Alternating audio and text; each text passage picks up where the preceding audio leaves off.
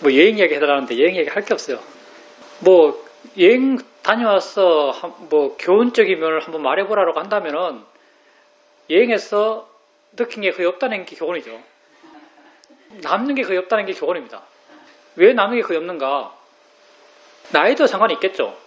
내 바깥의 세상이 내게 주는 영향이랄까 자극이랄까 그런 게 점점 줄어드는 것 같아요. 이건 뭐 수행과 무관하게 이번 여행의 특징 때문에 그런지 모르겠어요. 이번 여행은 거의 예산이 무한대였거든요.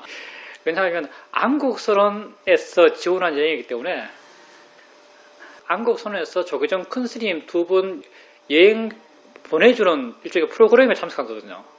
그 스님들 따라간 거죠, 내가. 그 스님들 서포트가 필요하니까. 그 예산이 거의 무한대였어요. 그러니까 어려움이 하나도 없죠. 그러다 보니까 남는 것도 하나도 없어요. 하여튼 어려움이 전혀 없어서 남는 것도 하나도 없어요. 생각해보면 내게 여행이라고 한다면은 가장 기억에 남는 여행이 어떤 여행인가?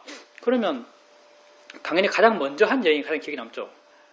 우리나라가 해외여행 자유화된 게 88년도인가요? 88년도 지나면서죠. 90년도부터 본격화 됐으니까 내가 대학교 1학년 마치고 2학년 됐을 때 비행기 한 번도 못 타봤거든요. 그때까지. 그래서 내가 야 나도 외국 한번 가봐야겠다. 그래서 어디까지 하니까 그래도 볼 것 많은 유럽 갈 생각을 했어요. 근데 뭐 집이 그렇게 유복한 건 아니니까 돈은 내가 벌어야 되거든요. 그래서 그 유럽 여행 가기 위해서 내가 노가다를 냈어요. 3달 동안. 공수장에 그 용접하는 팀에 들어가가지고 일종의 시다발이죠. 심부름 해주고 그때 월급이 한 100만 원 됐을걸? 그때 당시에 벽돌 공장에서 2달 일했어요. 한여름에 벽돌 공장에서 2달 일해서 내가 350만 원 만들었던가 그래요. 그렇게 벌고 2달 동안 공부했어요. 난 혼자 갔기 때문에 모든 게 내가 맨 처음 하는 거였어요. 그래서 2달 동안 도서관에서 공부했다니까요. 무슨 각 나라 역사부터 시작해서 비행기 어떻게 타는 것부터 공부했어요. 비행기 어떻게 타는 것부터. 그리고 갔죠. 유럽으로. 한 2달 정도 갔죠. 내가 태어나서 맨 처음 탄 비행기가 서울에서 파리 가는 비행기였어요. 그리고 파리에서 런던 갔죠. 내가 하고 싶은 건 뭐냐면 그때 겪었던 것에 대해서는 기억나는 게 굉장히 많아요. 왜냐하면 모든 게 새로웠고 모든 게 내가 부딪혔고 내가 판단했고 어디 잘 것인지 뭘 먹을 것인지 어떤 교통편을 이용할 것인지 또 암스테르담에서는 강도당하고 프랑스 그 파리 몽마르트 거리에서는 사기당하고 하여튼 그런 에피소드가 많죠. 내가 뭐 먹고 다녀왔어요. 그때 한국 대학생들 거의 비슷하게 먹었을 텐데 내 주식은 식빵에 딸기잼이었어요. 거의 이것만 먹고 살았어요. 거의 이것만 먹고 살았고요. 이거 먹고 살 수 있나 싶어서 가끔 걱정되면은 뉴스소스에서 나와가지고 슈퍼 가서 참치 캔 같은 거, 통조림, 고등어 통조림 같은 거 끓여서 못 먹으니까 안에서 못 먹잖아요. 안에서는 냄새나게 못 먹잖아. 그래서 뉴스소스를 담벼락에 붙어가지고 그 통조림 생으로 먹었던 기억 나네요. 식빵과 딸기잼 가지고 견딜 수 있을까 싶어서 걱정돼서 그걸 먹었죠. 하여튼 이런 일화들이 굉장히 많죠. 그리고 뭐 터키 가서는 터키 공항에서 내렸는데 호객한 할아버지한테 잡혀가지고 할아버지가 자기 호텔 엄청 좋대요. 시설 좋고 아침 밥도 잘 나오고 좋다고 하는 거예요. 그래서 할아버지 차 타고 가는데 뭐가 이상해요. 다리를 건너가. 이스탄불이 북쪽이 유럽이고 남쪽이 아시아잖아요. 북쪽이 번화가고 그 아시아 쪽이 좀 본토인만 사는 좀 후진 곳이잖아요. 그런데 다리를 건너가요. 다리를 건너가서 본토인 쪽에 가는 거예요. 호텔이 거기 있는 거예요. 그래서 현지인들만 사용하는 호텔에 잤죠. 근데 실제로는 굉장히 좋았어요. 터키 사람들이 그렇게 순수하고 그렇게 좋은 줄 그때 알았죠. 터키 사람들이 정말 좋더라고요. 그리고 그 관광객으로 나오는 거는 일종의 우리나라 같으면 지하철 타고 오는데 현지인들 타는 지하철인데 지하철이 공짜예요. 그렇다면서 현지인들하고 막 그렇게 어울려 지내면서 그렇게 지냈었는데 처음 갈 때는 사기처럼 갔지만 가서는 아주 좋았어요. 하여튼 그렇게 20대 초반에 하나하나 내가 다 해결하면서 그렇게 했던 여행이 지금 또 그게 벌써 30년 전입니다. 정말 기억이 많이 났거든요. 지금 생각해보면 유럽에서 젊은 애가 그렇게 혼자 다녔다 그러면 뭐 묘사하자면 가슴을 펴고 세계로 뭐 이런 느낌이 드는데 전혀 그렇지 않고요. 그냥 뭐랄까 아주 주눅든 혼자잖아요. 다 새로운 거예요. 내가 익숙하지 않은 환경이에요. 아주 주눅든 자기 보호적인 자기 안에 이렇게 자기를 보호하려고 하는 보호 본능에 가득한 표현하면 약간 새양지가 이게 그때 내 분위기는 맞아요. 겁먹은 새양지가 유럽을 기웃거리고 온 거죠. 사실은 사실 그래요. 겁먹은 새양지가 유럽을 기웃거리면서 왔죠. 어떤 측면 다 두려운 것이었어요. 사실 파우시오는 뭐냐면 그때 그렇게 했던 것은 기억에 정말 쏙 남고 내한테 많은 영향을 준 것 같아요.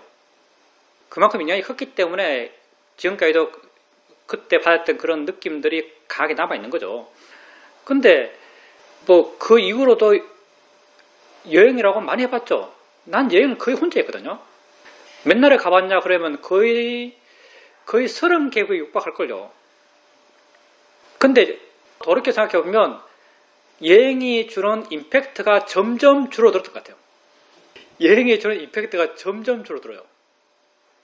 그리고 마지막 여행이 이번 여행이잖아요. 이번 여행은 임팩트가 거의 없어요. 그러니까 외부 환경이 우리에게 주는 영향, 그게 우리가 많은 경험을 해왔기 때문에 그럴 수도 있겠고 나이도 영향이 있는 것 같기도 하고 마음의 활발함, 세상에 대한 관심 그런 것도 영향이 있을 수 있겠고 점점 줄어들어 왔다는 건 사실 같아요. 그래서 앞으로도 더 줄어들지 않을까 생각합니다.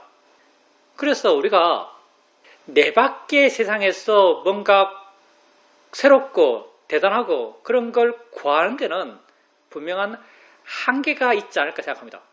내 밖의 세상에서 뭔가를 구하는 데는 아주 큰 한계가 있을 것 같고요. 내가 정말 지속적으로 뭔가 찾아가야 하고 뭔가 알아가고 뭔가 구해야 하는 것은 내 안의 세상이 아닐까 이런 생각을 하게 됩니다. 왜냐하면 내 안의 세상은 내가 아직 모르는 것이 너무 많아요. 그리고 내가 설령 안다 하더라도 이 안다고 표현한 건 사유적으로 관념적으로 안다 하더라도 실제로는 모르는 것들이 많죠. 우리가 여기서 말하고 있는 참된 삶의 모습들 말하면 다 이해할 수 있는 내용들이죠. 근데 그걸 내가 실제 아는가 라고 한다면 모르는 게 많죠. 사실은. 그래서 뭐 경제에서 거시, 미시 이런 이야기 하는데 거시보다는 미시적인 세계가 나로 봤을 때 미시적인 세계에 대해서 내가 더 큰 관심을 가져야 할 것 같고 나 자신에 대해서 더 많이 알아가야 할 것 같고 그렇게 알 여지는 아주 광대하다고 느낍니다. 아주 광대해요. 다 우리가 비슷한 세대에 살잖아요. 비슷한 세대, 비슷한 문화권에서 비슷한 교육과 비슷한 믿음들을 갖고 살고 있어요. 아마 여러분도 비슷할 겁니다. 봐서 감동할 게 있나요, 요즘? 보아서 감동할 것. 내가 유럽 가서 맨 처음 감동한 것은 에펠탑 보러 갔는데 에펠역인가 뭐 에펠탑 보기 위해서 내리는 역이 있어요. 여기서 내려서 밖에 나오는데 안 보이는 거예요. 안 보이는데 획 도니까 뒤쪽에 있어요. 그때 그 느낌을 지금도 잊을 수가 없어요. 깜짝 놀란다 그럴까요? 마음에 오는 충격. 책에서는 봤고 말만 들었는데 실제 거기 있구나. 근데 지금 어디 가서 뭘 보면 감동하지? 피라미드 보면 감동하려나? 피라미드 보면 와 하는 이런 느낌이 있을까? 별로 있을 것 같지 않습니다. 사실은. 외부 세계가 내게 주는 그런 자극들, 마음의 느낌들은 별로 이제 안 큰 것 같아요. 많이 줄어든 것 같아요. 근데 내부 세계가 내게 주는 충격, 마음의 느낌들은 여전히 센 것 같아요. 이건 정말 아주 단순한 것에 대한 이해거든요. 보이는 거네 라고 이해하는 순간, 이해되는 순간 마음이 확 변해요. 느낌이 확 와요. 생각이지, 생각일 뿐이지라고 이해하는 순간 마음 느낌이 확 와요. 알아지는 거지라고 이해되는 순간 마음에 확 느낌이 오는 거죠. 그래서 사실은 이게 내게 항상 있는 것이고 내가 항상 아는 것인데 아주 내게 평범한 것인데 그것들이 내게 주는 충격은 아주 깊고 넓어요. 왜냐하면 그게 내 삶이니까 그런 것 같아요. 뭐 에펠탑이니 모나리자니 사실 그건 다 내 밖에 있는 거잖아요. 어떤 측면 나는 제 3자로서 그냥 구경하는 거죠. 근데 보는 건 내가 보는 거예요. 봄을 이해하면 곧 나를 이해함이죠. 듣는 건 내가 듣는 거예요. 듣는 걸 이해하는 건 곧 나를 이해하는 거죠. 그리고 나를 이해했을 때 그 결과, 나를 이해했을 때 그 결과는 내 마음의 자유로움이에요. 내 마음의 해방됨이죠. 행복감이요. 그러니 내 바깥에 있는 뭐 웅장하고 대단하고 역사적인 걸 보면서 대단하다라고 그런 느끼는 그런 느낌과 내가 항상 갖고 있고 곧 내 자신이고 이런 걸 봐가고 이런 걸 이해하고 그 이해를 통해서 그렇네라고 마음이 감동하는 것, 그렇지라고 마음이 동의하는 것, 이 두 개의 질적 수준의 차이는 굉장히 큰 거죠. 사실 뭐가 더 중요하겠어요? 당연히 나를 알아가고 나를 이해해가고 나로부터 자유로워지는 것, 이게 훨씬 더 대단한 것이고 훨씬 더 본질적인 것이요. 이게 나니까. 나를 이해함을 통해서 바뀌는 것도 또 나죠. 뭐 이건 나라는 것은 에고적 나는 아니겠죠. 존재로서의 나예요. 존재로서의 나. 내가 보는 것도 나고 내가 이해하는 것도 나고 변화하는 것도 나고 그 변화를 통해서 내 존재의 수준이 변하는 거죠. 내 존재의 수준이 점점점 변해갑니다. 존재의 수준이 곧 마음의 수준이겠죠. 이렇게 우리에겐 우리의 경의를 멀리에서 찾을 필요가 없습니다. 우리가 정말 경이로워할 것은요, 나 자신이요. 내가 이렇게 살아요. 와, 이게 뭐지 도대체? 여러분 이게 살아요. 내가 봐요. 뭐지? 누가 말하면 화나요? 화난 걸 괴로움이라고 여러분 알겠지만 화난 걸 객관적으로 보면 이것도 엄청 신기한 거예요. 왜 화나지? 아까 여기서 옆에 사무실에서 정얼정얼 하던데 그러면 화가 나요. 왜 화나지? 도대체 뭐지? 얘는 어떤 메커니즘이지? 이게 정말 엄청 신기한 거예요. 도대체 이게 뭐지? 정말 신기한 거죠. 우리에게서 내 안에서 발견되는 신기함은 그 끝이 없어요. 왜? 그게 내 자신이니까. 그러니까 우리가 정말 우리 자신에게 관심을 갖고 우리 자신을 알아가고 우리 자신을 이해해야 됩니다. 경의의 덩어리죠. 경이로운 존재예요. 이렇게 있다는 것, 생명이란 것, 살아간다는 것, 이렇게 반응한다는 것, 존재한다는 것, 생각한다는 것, 화난다는 것, 욕심난다는 것, 내 걸 붙잡고 안 놓으려고 한다는 것, 하나같이 생각하면 재밌어요. 이거 조금만 내 자신을 건드리면 발악한다는 것, 뭐가 이렇게 하는 거지? 정말 우리 존재는 경의의 덩어리입니다. 정말 재밌는 존재예요. 우주 잘 몰라요. 근데 뭐 하여튼 어마어마하게 크다면서요. 지금도 계속 팽창하고 있고 우주에 생명체가 뭐 있을 거라 하지만 생명체가 생길 수 있는 가능성은 정말 희소할 것 같습니다. 있을 수 있겠지만 우주에 생명체가 생길 수 있는 가능성은 정말 희소할 거예요. 근데 우주가 뭐 거의 무한대로 크니까 그 무한대 가운데 하나니까 무한대에서 하나의 가능성은 생길 수도 있겠죠. 그게 지구에서의 생명의 탄생일 텐데 우리가 이렇게 태어났어요. 부처님께서 이 경전에 나오는 이야기입니다.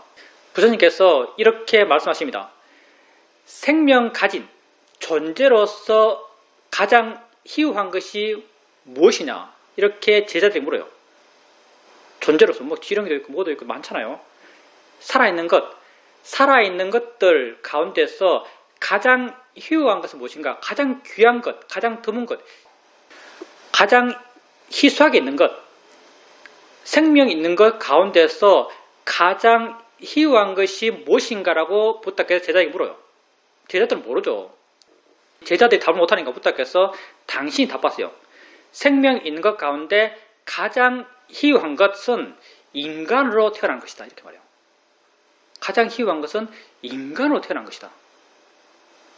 인간은 지렁이, 물고기, 무슨 사슴, 개, 원숭이, 개들하고 전혀 수준이 달라요. 비교할 수 없는 수준을 갖고 있죠. 이 많은 생명체들, 우리 몸에 미생물 하나하나도 생명이에요. 꿈틀꿈틀 하는 것 다 생명이죠. 우리 몸에 세균이 뭐 몇억 마리 살겠죠. 우리 위에도 몇억 마리 세균 살겠죠. 수많은 미생물들이 살겠죠. 이렇게 많은 생명들 가운데 가장 희유한 것은 뭔가 인간으로 태어난 것이다. 인간으로 태어나기가 그렇게 희유한 거예요. 그러면 만약에 인간으로 태어났다면 인간으로 태어난 자들 가운데 가장 희유한 것은 무엇인가? 인간 가운데 가장 드문 게 어떤 걸까요? 인간 가운데 가장 드문 게 어떤 인간인가? 그 질문에 부탁께서는 이렇게 답합니다. 인간 가운데 가장 희유한 것은 바른 법을 듣는 것이다. 바른 법을 아는 것이다. 바른 법이라고 해서 나는 굳이 뭐 붓다의 가르침 이렇게 생각 안 합니다. 바른 법이라고 한다면 참된 삶을 살 수 있는 방법, 진실로 행복해질 수 있는 방법. 그래서 인간으로 태어나서 가장 희유한 것은 무엇인가? 바른 법을 듣는 것이다. 참된 행복한 방법에 대해서 듣고 아는 자, 이 사람이 가장 희유한 사람이죠. 자, 그럼 바른 법을 들은 사람 가운데 가장 희유한 사람은 어떤 사람인가? 바른 법을 실천하는 사람이다 이렇게 말하죠. 바른 법은 많이 듣습니다. 개념적경 많이 읽어요. 사회도에게 와서 시험에서 수행하는 사람 수천 명 돼요. 전 세계적으로 수만 명 될 겁니다. 근데 그렇게 들어서 내적으로 이게 좋은 것 같다, 한번 해봐야지 이런 마음을 가진 사람도 많을 거예요. 그렇지만 이걸 실천하는 사람은요 아주 소수입니다. 사실은 이걸 지속적으로 실천하는 사람들은 아주 소수예요. 그래서 바른 법을 만난 사람 가운데 아주 희유한 사람들은 이 바른 법을 실천하는 사람이다 이렇게 말해요. 그러면 바른 법을 실천한 사람 가운데 가장 희유한 사람은 어떤 사람일까요? 바른 법을 실천한 사람 가운데 가장 희유한 사람은 부탁께서는 이렇게 말씀하십니다. 바른 법을 실천하면서 거기에서 기쁨을 찾는 자 이렇게 말해요. 바른 법을 실천하면서 거기에서 기쁨을 찾는 자. 여러분 수행하면서 기뻐요? 여러분 수행하면서 기쁩니다. 알면 기뻐요.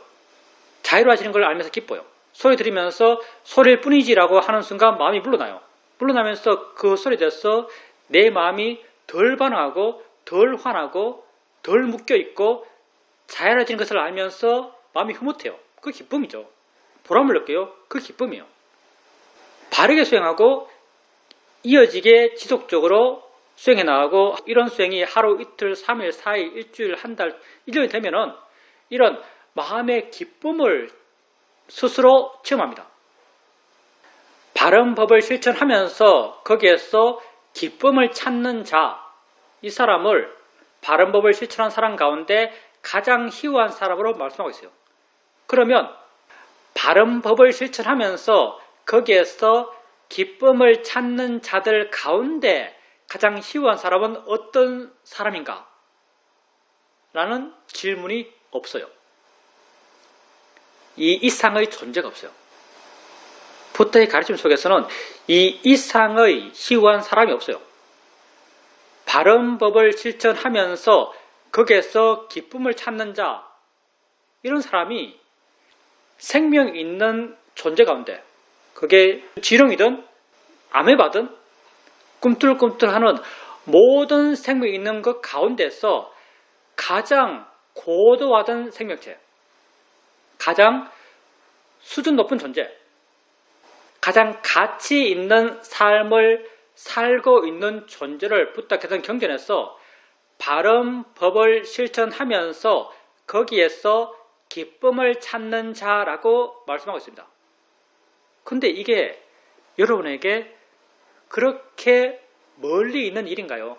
여러분이 가끔 실제 경험하는 존재의 모습이잖아요. 여러분이 가끔 경험하는 존재의 모습이에요. 근데 부탁께서는 이렇게 살고 있는 자를 가장 수준 높은 존재의 삶으로 말씀하고 있습니다. 바른 법을 실천하면서 거기에서 기쁨을 찾는 자. 이 기쁨은 내 밖의 세상에서 온 기쁨이 아니에요. 내 안에서 온 기쁨이고, 내가 그냥 이러한 존재니까, 내가 이렇게 있으니까, 내가 그냥 이렇게 사니까, 설령 내가 그냥 세면대에서 설거지하고 있더라도 그게 내 기쁨의 원인이에요. 내가 청소기 들고 방에 청소하고 있더라도 그때 이렇게 살고 있다는 것, 그때 그렇게 느끼고 있다는 것, 그때 그렇게 듣고 있다는 것, 그때 그렇게 존재한다는 것, 그렇게 안다는 것, 그렇게 반응한다는 것, 그 모든 것이 내 기쁨의 원인이에요. 지혜가 있어서 기쁜 것, 이건요, 그게 어떤 특별한 것, 아주 심오한 것, 잘 없는 것, 아주 고도화된 마음이 되었을 때만 경험하는 것, 그런 것이 있어서 기쁜 게 아니에요. 눈 뜨고 보네? 이게 기뻐요. 소리 있으니까 듣네? 이게 기뻐요. 다 하니까 느끼네? 이게 기뻐요. 존재의 일어남이라고 하면 거창해 보이지만 별것 아니죠. 봄, 이게 존재의 일어남이죠. 들음, 이게 존재의 일어남이에요. 느낌, 이게 존재의 일어남이죠. 존재의 일어남, 그 자체가 기쁨의 원인이에요. 그건 다 여러분에게 알아지는 거잖아요. 그러니까 내가 그 유럽까지 날아갔어. 에펠탑을 보고, 에펠탑이란 그 유일한 물건이죠. 그걸 보고 일종의 기쁨이란 기쁨이요. 그렇게 어렵게 기뻐하는 마음을 냈지만 우리의 기쁨의 대상은요 널렸어요. 그리고 에펠탑 보는 때의 느낌보다 훨씬 더 강렬해요. 다 하니까 느끼고, 소리 있으니까 듣고, 생각할 것도 있으니까 생각나고, 냄새 나니까 냄새 알고, 이 모든 것이 내 기쁨의 원인이에요. 그러니까 우리가 어디에서 멀리까지 가서 뭐 환상적인 뭘 찾겠어요. 멀리까지 가서 환상적인 뭘 찾을 필요가 없습니다. 환상적인 건 여러분 자신이에요. 지금 여러분이 이미 환상적인 존재예요. 눈 뜨고 본다는 게 환상적인 겁니다. 여러분 마음이 좋으면 거기에서 정말 환상적인 마음의 느낌을 느껴요. 눈 뜨고 보네? 와, 대단하다. 듣네? 와, 대단하다. 마음이 뭔데 생각하지? 너무나 신기한데?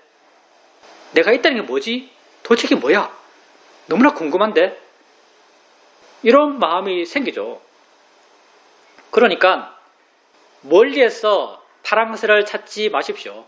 파랑새 멀리 있지 않습니다. 여러분 자신이 여러분이 파랑새예요. 항상 보여줘요. 여러분에게.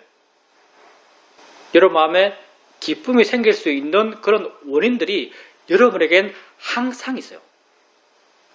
그렇게 자기 안에서 경의와 기쁨을 찾아가십시오. 붓다는 이런 존재를 가장 수승한 최후의 존재라고 말하고 있어요.